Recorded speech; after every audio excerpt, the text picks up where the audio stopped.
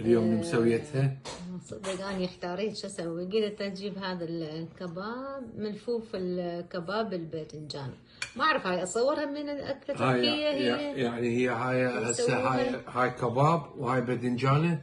اي هذا يعني جواها كباب والخارج هذا الباذنجان. يعني هذا كباب وهذا باذنجان. هاي شو يسموها؟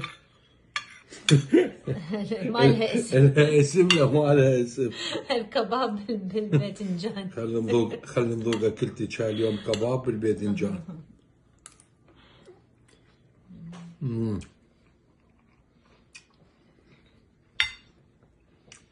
طيبة. اي بس يعني هي طبعا لها طرق، يعني نكهة باذنجان وكباب. باذنجان والكباب البصل يعني فرمته وحامسته ويا الثوم، وبعدين مخليت له المعجون والبهارات وفلفل اسود وهالاشياء، وبعدين اخليه فوق المرقم، يعني فوق الباذنجان واخليه بالفرن.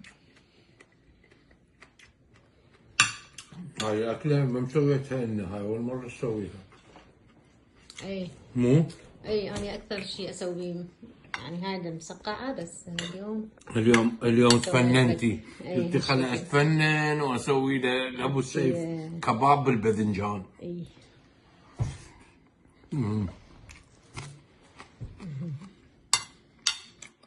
بس حلو. اي خوش اكله اليوم.